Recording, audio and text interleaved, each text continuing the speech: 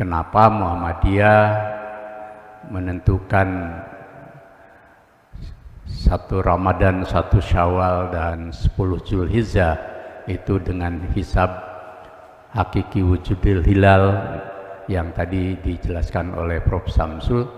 Yang ini kan juga menyangkut kehidupan publik di mana masyarakat selalu bertanya di saat bersamaan antar umat Islam, antar bangsa, antar negara, itu biasanya tidak ada pertanyaan.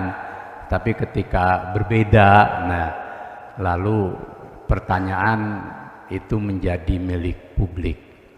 Dan disitulah kenapa tadi Pak Samsul menjelaskan.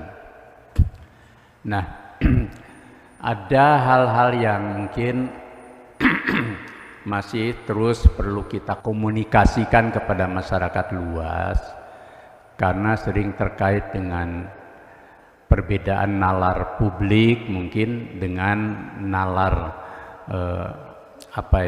para ulama di dalam menentukan awal-awal bulan yang krusial tadi.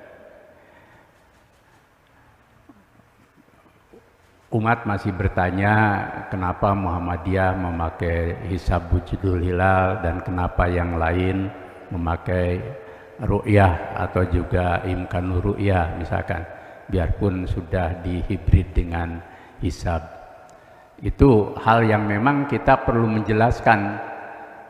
Pertama dari aspek keagamaan itu ya, bahwa apa yang tadi sudah disampaikan Pak Samsul, Muhammadiyah tentu juga saudara-saudara kami dari umat Islam yang lain ketika menentukan awal Ramadan, Idul Fitri dan Zulhijjah itu dasarnya ya Islam, yakni pada Al-Quran. Hisab itu kokoh memiliki fondasi pada Al-Quran.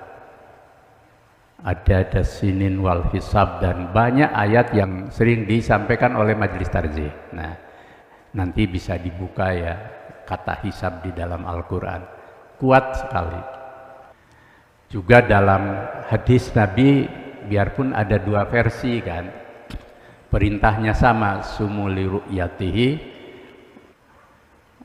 terus waftiru li ru'yatihi fa in guma faqmilu laha gitu, lahu ya. Kemudian ada fa in guma faqduru lahu gitu. Ada 2 hadis. Berpuasalah kamu ketika melihat hilal bulan dan berbukalah ketika melihat, tapi kalau gelap gitu maka satu sempurnakanlah, tapi yang satu faqduru lahu. Nah, Muhammadiyah memakai faqduru lahu, hitunglah gitu. Nah, jadi korelasinya kuat. Yang ketiga tadi aspek kemudahannya, dan kemudahannya juga bukan pragmatis tapi kemudahan yang diberikan agama. Yang tadi dibacakan oleh Prof. Samsul, yuridullahu bikumul yusra wa la yuridu bikumul usra. Allah dalam kita beragama dan kehidupan itu menghendaki kemudahan, bukan kesusahan. Termasuk waktu kita COVID itu kan, biasanya kita berkerumun berjamaah di masjid, tapi karena menghindari kemudaratan kita laksanakan sendiri-sendiri atau di rumah. Nah, Muhammadiyah memandang kemudahannya banyak dari hisab itu gitu kan. Tadi ada kawasan yang memang itu lebih afdol dan kuat ketika dengan hisab wujudul hilal. Yang kedua, Muhammadiyah dengan wujudul hilal sebagaimana konsep wujud itu kan prinsipnya pada keberadaan gitu ya. Pada wujudnya hilal 0 derajat sampai berapapun, itulah yang dipakai oleh Muhammadiyah. Maka jangan ditanyakan berapa derajatnya untuk menentukan, karena dari 0 sampai sekian. Nah, penampakan itu bagi kami memang bisa mudah, bisa susah kan gitu loh. Jadi ada penampakan itu pas kebetulan terang, mata kita juga tidak terhalang, teknologi kita juga lancar, maka bisa melihat hilal. Tapi pas tidak bisa melihat, nah bagi kami tidak bisa melihat atau tidak tampak di hadapan kita, belum tentu bahwa hilal itu tidak ada. Nah gitu. Jadi bagi kami bahwa jauh lebih punya kekuatan ketika konsepnya wujud ada. Teman-teman semua sudah ada di ruangan ini, tapi saya tidak bisa melihat semuanya karena terhalang oleh satu sama lain. Mbak Nini tidak bisa kelihatan dari Mas Sayuti.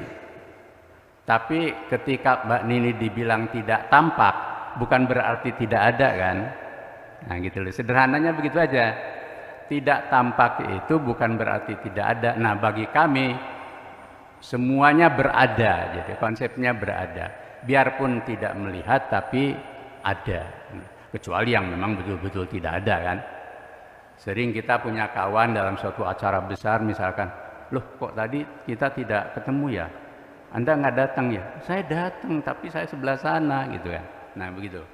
Tidak tampak dan tidak kita melihat itu bukan berarti tidak ada. Jadi artinya spekulasinya tinggi, maka kami pakai konsep wujud. Jadi itu yang menjadi kokoh. Kemudian kemudahan lainnya apa? Bisa dipastikan jauh sebelumnya.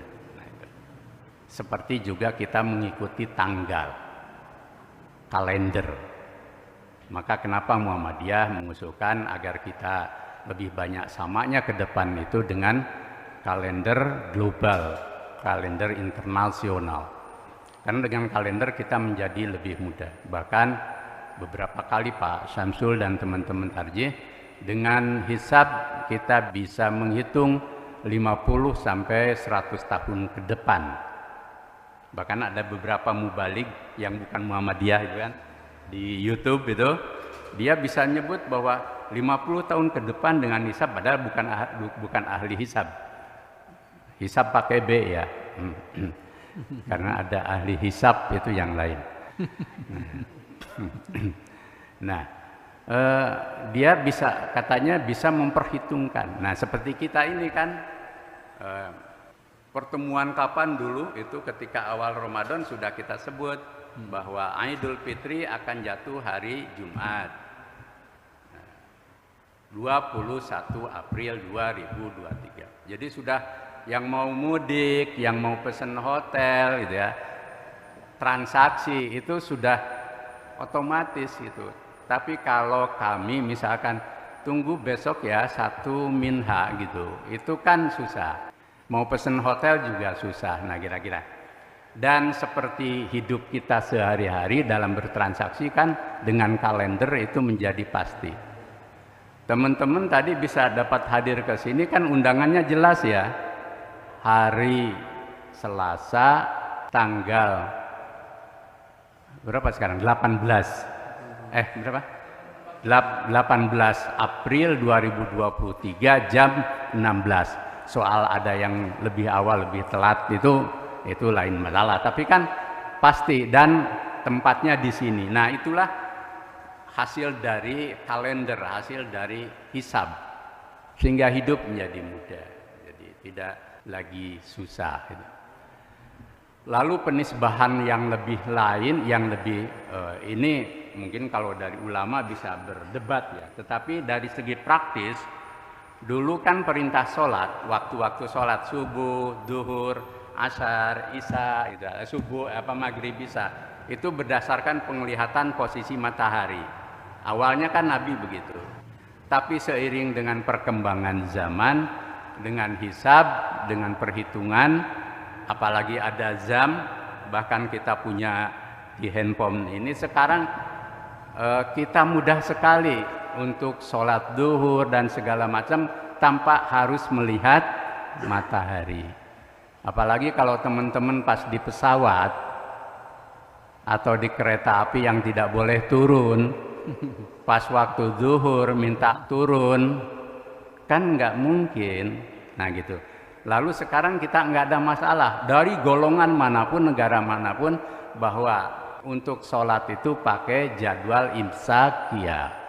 Nah kira-kira ke depan kita itu ingin seperti itu. Nah itu ya. Tapi tentu semuanya perlu proses. Dan kami pun menghargai bagi saudara-saudara kita atau negara-negara yang masih menganut sistem dan metode lain. Karena mungkin belum sampai ke situ atau belum bisa untuk melakukan perubahan. Persis seperti dulu Kiai Dahlan waktu awal memperkenalkan arah kiblat ke arah barat daya ya. Itu kan ditentang begitu rupa. Tapi sekarang kan alhamdulillah Kementerian Agama bahkan bikin sertifikasi bahwa setiap masjid harus sudah dapat sertifikat arah kiblat yang benar. Nah, gitu kira-kira.